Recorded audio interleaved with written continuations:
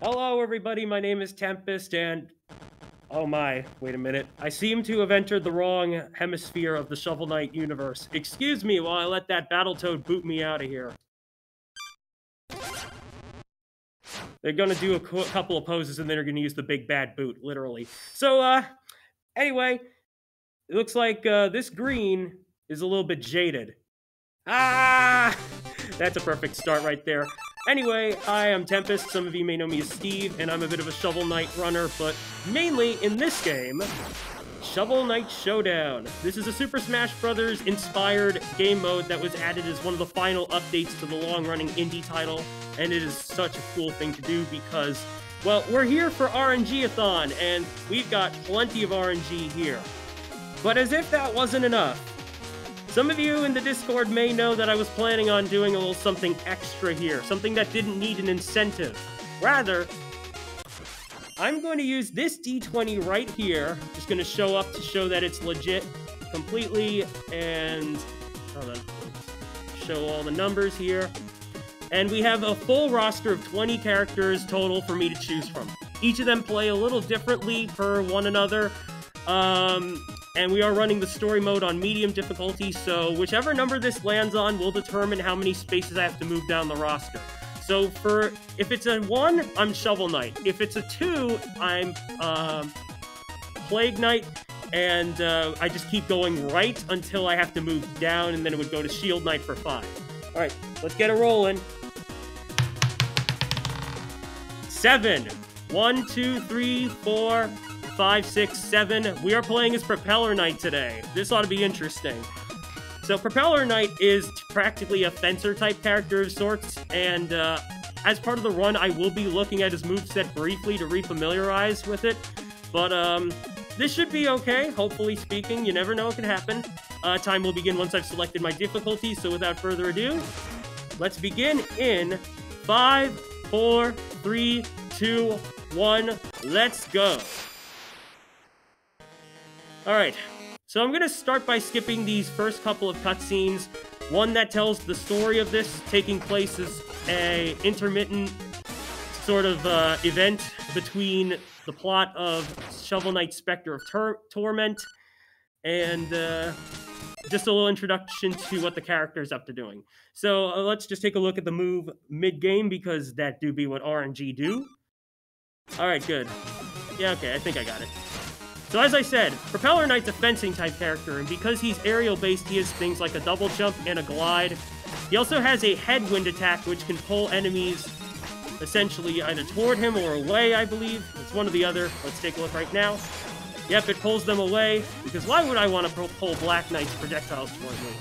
But more importantly, I died! So let's talk about the aim of the game here, because every Stage 1 starts off as a treasure clash in the Morningstar Arena between you and a static opponent. So in Propeller Knight's case, it's Black Knight. And the idea here is that we're fighting to acquire gems. Gems, most optimally would be the score maximum total, which is 6, to win the game as fast as possible. Otherwise, time can run out, and the person that has the most gems by the end of it will be considered the winner by default. If there is a tie, there is a sudden death, and it essentially works a little like some of the latest Smash Bros. Games. As for me, though, I have stocks, limited ones. So right now we're at 2, and that really does mean 2, as compared to the you have 0 stocks, you have 1 more life spiel. So I gotta be a little bit careful here, too, because Black Knight can collect that last gem and win, and okay, that was close. So the bad part is that when I'm taking damage, my iframes prevent me from getting gems. Therefore, I am powerless to that, and this also applies to when I'm using the parry, which serves as a replacement for the shield, because there are no shields here. You simply have to have the opponent attack you, time it right, and then, hopefully, if it connects, you will knock them back into a favorable position, because it doesn't do actual damage. Oh, hey, here we go. So, what I just did there was I won by knocking out Black Knight, and as you already might have seen, whenever you die, any gems that you've collected get dropped, and the first person that collects them will get it. You know, to the victor go the spoils, stuff like that. And now we've entered a showdown match. So this is your essential stock battle, and my opponents now are Dark Reese and Phantom Striker, both of which are on a team. And so every stage 2 is a 1 versus 2 stock match of sorts. But stage 3 is where the story starts to come into play. I'm just gonna let myself focus just a little here because I still have a few bearings I'd like to get used to, and this does require combat because the time is infinite. So this is one of those things where you can't necessarily hope for a timeout to at least help you here. So there are items in this game, and Dark Reese just picked up what I classify as a buddy item, which is when you get to summon something to your aid. That is, I think that's a mini Griffin, if I'm not mistaken. The one that usually tends to come up is what's called a birder. It's a glowing bird head that floats around, and the Shovel Knight community likes to call them Steves, which is kind of funny because that's my name. So there you go. Anyway, another case of trying to be careful here. I'm at 1 stock. This might not be as lucky as the first fight. This is what we're all here for, though. It's all about the RNG. So I'm gonna need as much bless from y'all as I can if I'm gonna make this through on time.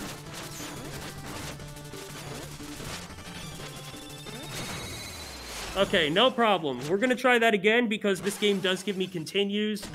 Here's the thing, though. In this mode of Shovel Knight, unlike the rest of the game, you can game over. And that is one of the most daunting things about this, because normally in a Shovel Knight campaign, all you do is drop a certain amount of gold that you might have from your total, and the game normally lets you continue from a checkpoint to get it back. Ooh, that is nasty right there. Alright, you know what? I'm gonna give myself some serious time. Let's do just that.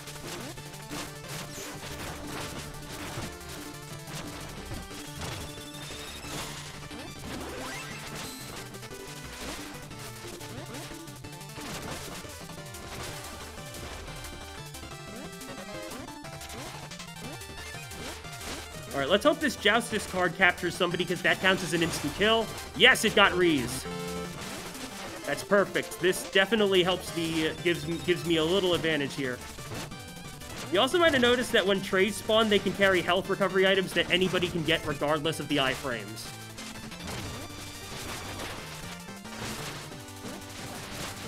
Ooh, okay. So now we're all at 1 stock. I gotta be very careful here. They're really being guard heavy today.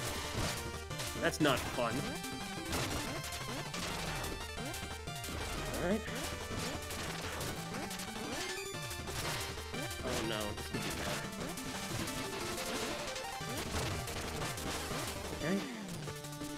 Could be tight. Come on, Striker.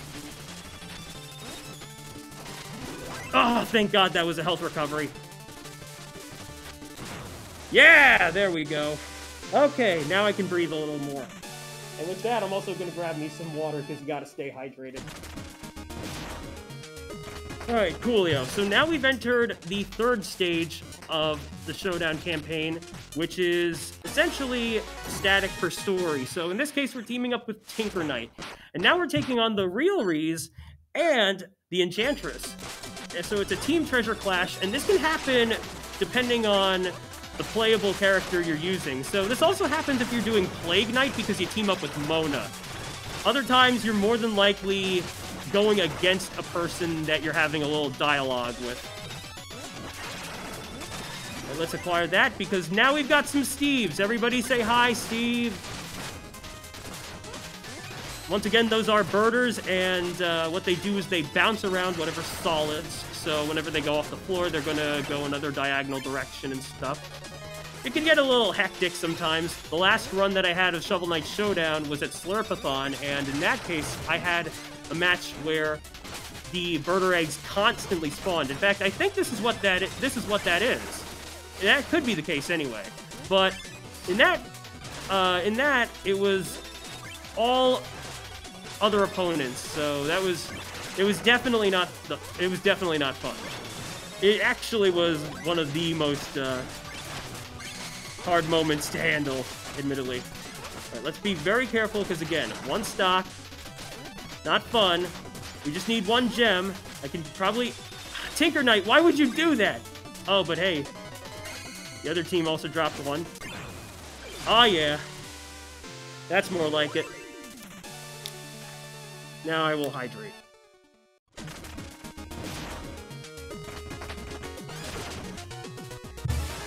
Alright, let's go into Repeller Rally. So, much like how I described the Birder Paradise matchup, this one is going to have an abundance of magnet spawns, and these repellers, you might have seen one active in one of the previous matches, but now I'm going to push away opponents, and this Tinker Knight stage has that lava pit, so let's see if I can't get these guys to take a nice little hot bath, if you will.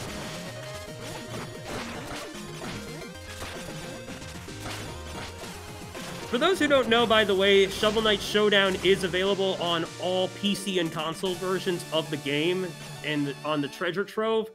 You can also get this as a standalone title on certain eShops. I know that it's doable for Nintendo Switch. I haven't really checked to see if you can do the same for the others, but this does have quite a bit of options. Sadly, the handheld version on 3DS and PS Vita do not have these, though. But I can understand why, because this game was made with local multiplayer in mind, meaning no online modes. Therefore, while I do argue that the 3DS could have implemented wireless connection, which was, I think, one of the strong points of the 3DS, I can understand their decision to not do that. Another thing I should mention about Shovel Knight Showdown is this, Stage 5. We've entered Percy's targets, and unlike your standard break the targets affair, this is mandatory. You have to play it this way because, as you'll notice, I still have stocks and a running time limit too. And so if I fail to get the maximum score that I need, which is 2,500, then I lose a continue. Come on, there we go. Luckily, there are different ways to handle the situation, but it's mostly random. This is one of those big RNG points of the run, I'd argue. And it can help to have a character that knows how to do all sorts of situation control, but that was a calculated risk I took right there. Alright, so let's try that again. Unfortunately, because I died, not only did I lose 10 seconds, but also it reset my streak. But it should be easy to build up again. Ooh, but those bomb targets, those certainly do not help much. When they explode, you not only lose points, but you also can take damage, so do be careful on that. How they work is you either gotta let them go off the screen, or if they're connected to a hay bale chain, you have to destroy the other hay bales first. Now we've entered one of my least favorite targets, the green slime bales. As you noticed, when I hit them, they repel me, and if I use any kind of projectile attacks, which Propeller Knight technically does not have, only one projectile will hit the target at a time. Ooh, that was not cool. Okay, this could be rough. Alright, saved by the time target. Oh, that wasn't necessarily good. Okay, I can make this work. That was a very unfortunate death, though. Come on, dash, dash, dash away. Dash like your life depends on it.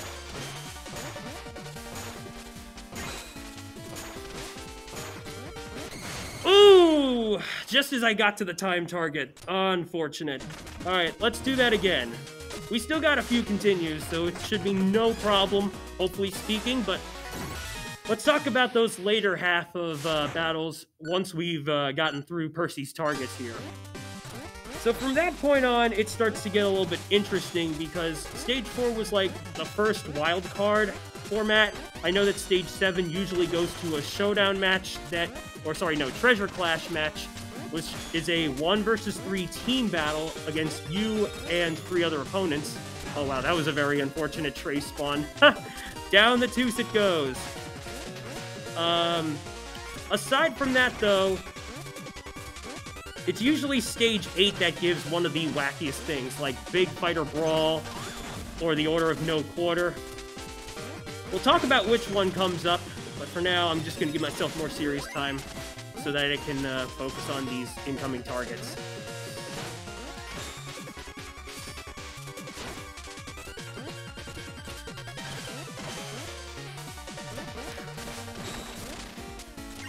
let's let these bomb targets defuse.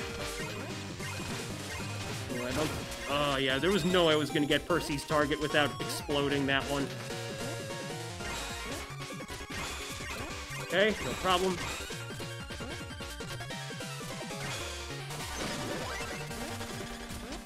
Now here's a little nifty thing. So you might be wondering why I used a D20 to decide which character I'm playing among the 20 present on the roster. Well, it's because I have a completed file, and it turns out that you don't have to complete everything that you can unlock in Shovel Knight Showdown. Rather, you can submit a valid run for the leaderboard by having some of the characters or some of the maps, or even just a default slate. Duel of Zorix. Oh, I haven't seen this match in a while. Okay, I had to look at that one because there was no way I would have known that one from the top of my head, but as you just saw, it's kind of unfortunate, but I have to use a particular item in order to damage everybody because players are going to be invulnerable otherwise. That is, unless the lava can still kill me. And by the way, this is an auto-scroller stage, which, when usually put in a treasure clash, leads to some of the most chaotic things I've ever seen. Okay, looks like the lava is still killing them as it should. It's no problem. This is actually good in my favor because technically I'm knocking them into the pits using the cube. It also helps that we all have reduced health here, but that also applies to me, of course. Wow, that was very fast. I am very happy with that performance right there. Let's go. Alright, stage 7. So like I said, I got to face a few foes. It's a treasure clash. They're a team. But the neat thing is that 2 of the 3 opponents have limited stocks, so I can eliminate them to have the playing field get a little bit more even. Sadly, this is the other type of treasure clash that I was hoping not to see. As you're noticing right now, there are these breakable glass cases that require 3 hits at the very least in order to relinquish the prized possession. So, yeah, when you have multiple opponents getting on the case of 1, you're kind of sunk. And that's also a pun because we got Treasure Knight here, technically. Ooh, this is funny though, because, you know, that's the thing with auto-scroller levels. Sometimes the CPUs do not have a sense of what they're doing and just get themselves crushed like that. It's kind of funny. And it's always nice to see here when it works in my favor. Alright, let's prepare ourselves a... Oh, it looks like I couldn't... That's right. Looks like the charge lunge is a bit particular when on the ground. Alright, one more match, and yeah, I figured it was going to be a Mirror Clone Mayhem, judging by the Propeller Knight character sprite looking particular color palette. Mirror Clones also have this funky little after image going for them, so if you're a fan of Dragon Ball Z, shout out to the after image technique. You know, I'm surprised I hadn't really used my propeller head all that much. That does kind of work. Huh? Look at that. That's the funny thing about running this game. You tend to forget some moves that your character has. It's just kind of normal, really. So, these guys don't have stocks. I have to collect the gems. Let's see if I can manage that, because the Troupple Pond is by far the most chaotic map of the game. As you saw when the Trouples came out of the water, when the king rises up, it results in anybody taking damage from them. There's also those rainbow projectiles that I've never really seen him do. I'm pretty sure he's spitting out Ichor, but in this case, it's not helping anybody.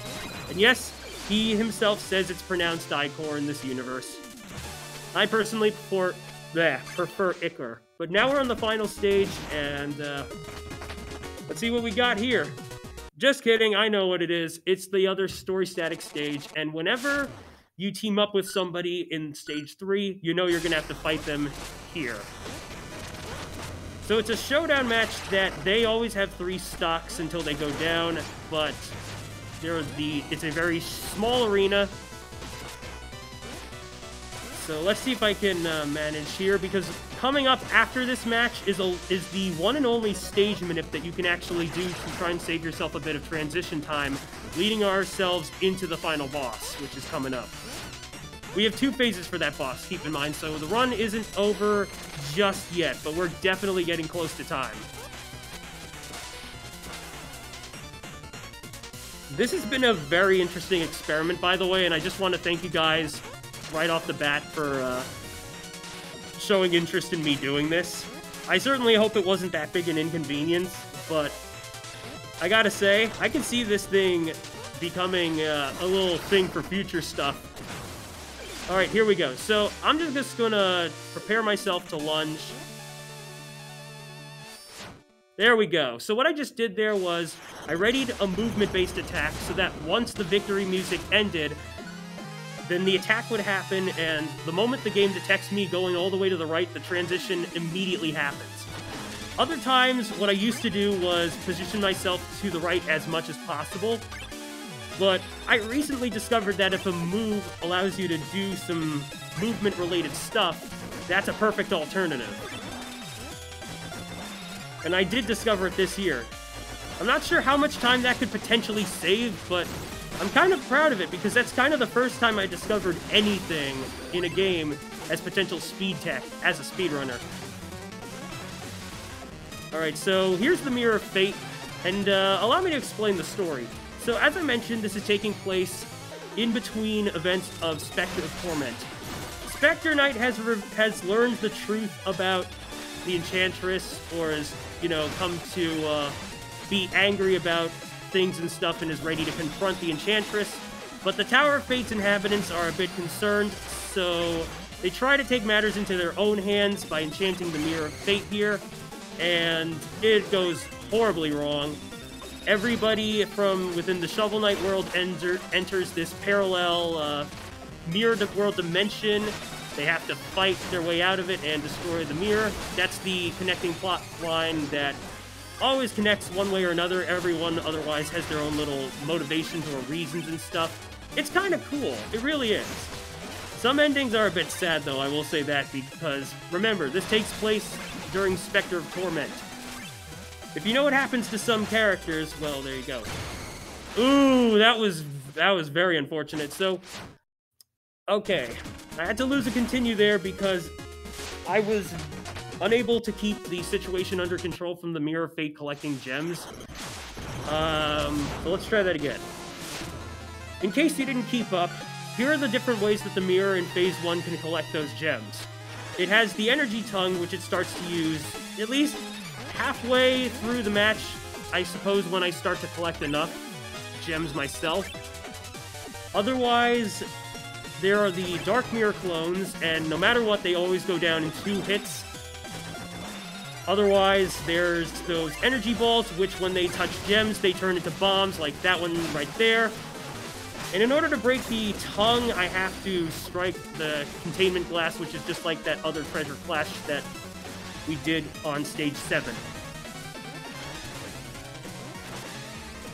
So this match is practically all about situational control here.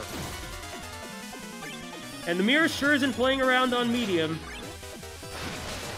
It also tends to be like this a little on easy, not all the time though. The thing that differs between easy and medium is how many continues you have to start with, how many points you have to collect in Percy's targets, and overall the AI for your foes. Okay, let's try that again.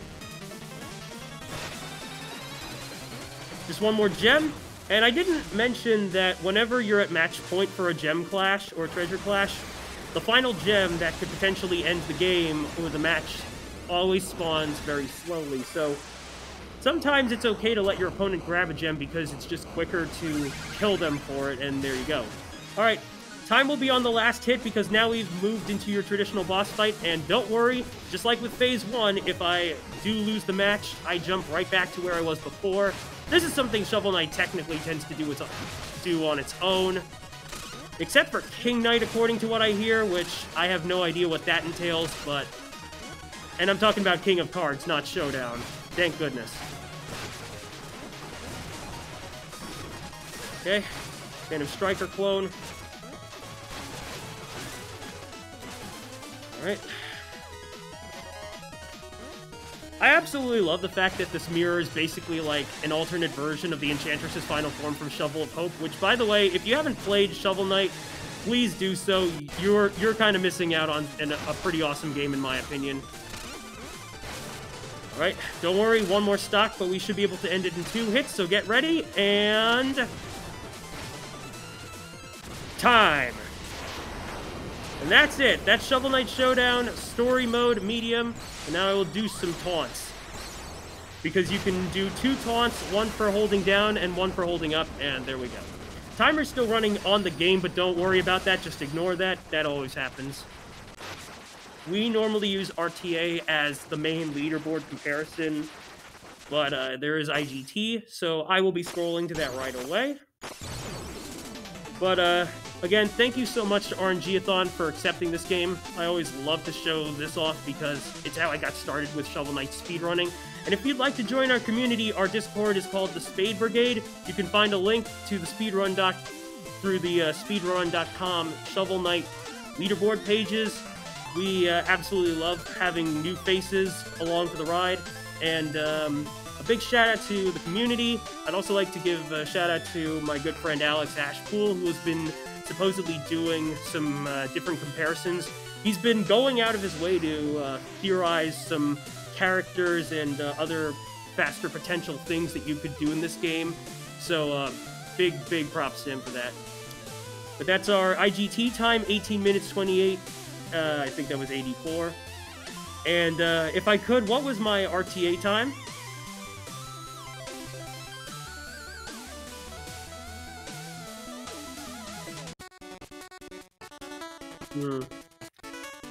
Yeah, I had a feeling we'd go a little overestimate. But no big deal. Whoops. Ah, shoot. Well, my mask got a bit tangled there. You know, it's just the closing portion of this run. I'll put it back on in a second. But yeah, thank you so much for watching. By the way, I played on the Xbox One version. This game is practically optimized no matter what system you're doing, so it's really good that way. Shout out to, big shout out to Yacht Club Games, and I look forward to seeing what they do next. With that, though, you'll probably see me a bit later because I supposedly got some vampire hunting to do, assuming the RNG doesn't prevent me from attending to said vampire slaying duties. With that said, my name is TempestMask1000, and until